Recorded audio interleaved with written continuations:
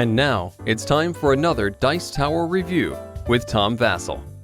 One of the things that I like about reviewing is I get to see games sometimes that I might not have even given a glance of. When I go to a game store, the big games, like, whoa, look at this game. Oh, this game's amazing. Whoa, and they scream at you, look at us. Fantasy Flight knows this, which is why they make games with boxes big enough for you to live in case you get kicked out of your home. But the smaller card games, you know, well, they're usually, This one's not. This one's not. This one's not. This is called The Resistance, and it is one of the best party-style games that I've played in a long time. I'm talking about following in the tradition of Cash and Guns, following in the tradition of Bang, following in the tradition of Citadels. This is a game in which you can get, what are the numbers on here? 5 to 10 people. I haven't played with only 5. But 5 to 10 people together and have a blast. It's Werewolf in a box with some changes, and I like it a lot. Let's take a look.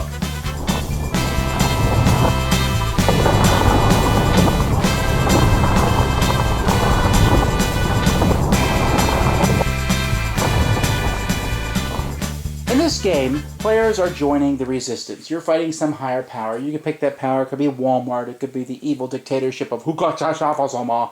Whatever.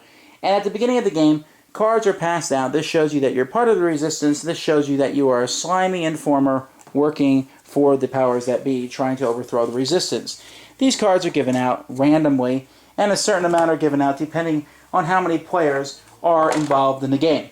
Now, once everyone has these cards handed out, one person becomes the leader of a mission, and there are 5 missions in the game, and these missions take place depending on how many players there are.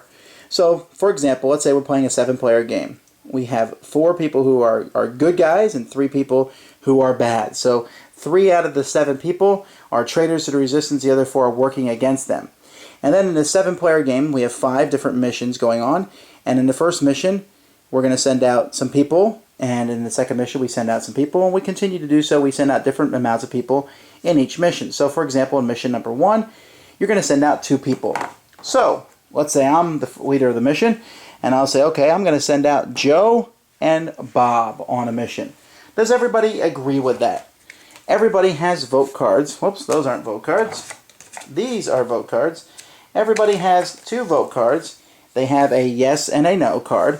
And everyone votes. If everyone's agreeable to this, then Joe and Bob are going to go on the first mission. If they are not agreeable with it, then I am no longer team leader. The next person's team leader, and they pick 2 people. You got to be careful, though, because if you vote down 5 missions in a row, then the bad guys automatically win because there's too much discord amongst the group. But let's say everyone votes yes to sending out Joe and Bob on this mission. When that happens, Joe and Bob are each given a pass or fail card.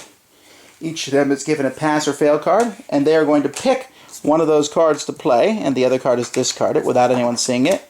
We take the cards that have been played, we mix them up, and we turn them over. Hey, they're both passes, so the mission succeeds. Now, we marked it on the board over here by putting a blue on there to show that the Resistance did, yay, for the Resistance. Now, the problem here is that if one person puts a fail card in, just one fail card, then the whole mission fails. And so as team leader, you are trying to figure out who the people are who are imposters, who are people who are trying to make the Resistance fail. At the beginning of the game, everyone puts their heads down, and the people who are in the Resistance will look at each other, and they will determine, that kind of gives them a clue of who each other is, but everyone else has no idea. So in the next mission, we come back here, and in the next mission, you're going to send out 3 people, and then 3 people, and then 4 people, and then 4 people. Notice there's an asterisk, can you see that, in HD? The asterisk after the 4th mission, and that means that when you send the people out in the 4th mission, there needs to be 2 fails for it not to work. And so, if the mission succeeds, you put a blue one. If the mission fails, you put a red one. The first person to get 3 of their color wins. Now, the game can be very difficult because you're trying to determine by people's actions who sent out. On the first mission, if it passes, you can safely assume that everybody who went out in the first mission is not an imposter, but maybe they were. And that second mission, which will invariably almost always fail, one of those people is an imposter. Well, then who could it be? Which one of those is the imposter? Now, in larger groups, it gets much harder to figure out who the saboteurs are. So the game has come with a built-in expansion that gives a special card that you can play on your turn when you're the leader, and it will help.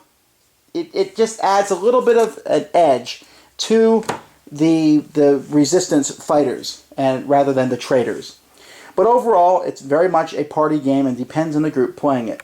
Wow, is this game fun! It's very werewolfy in a sense that you send out 3 people or 2 people, depending on how many people are playing on that first mission. And then that first mission succeeds, and you're like, okay, those people are good, I think. Or do they all play their cards close to the chest? And then you send out people on the second mission, and it fails. And only one fail, well, which one of those people is a traitor? And so many times it comes down to that last mission where I'm trying to decide who am I sending on this. And people are sitting there arguing and saying, I am the resistance, he's a traitor, look at the way his eye is twitching, and look at her, she's acting all fidgety. And it has that exact same feeling as Werewolf, but in a much more controlled environment, I think, and one where no one needs to be the moderator. And so the Resistance is a very fun game. I look forward to playing it multiple times. And the fact that it can go up to a large amount of players and go all the way down to 4 or 5 works, although I'm still thinking the sweet spot is 6 or 7. But it's a lot of fun. I can't wait to play it again. It's one that I bring to almost every game group these days. The Resistance. Check it. Get it, buy it. Thanks for joining us today. For more written, audio, and video reviews, as well as the #1 board game podcast, check out the website at www.thedicetower.com. Until then, this is Eric Summerer, and you've been watching The Dice Tower.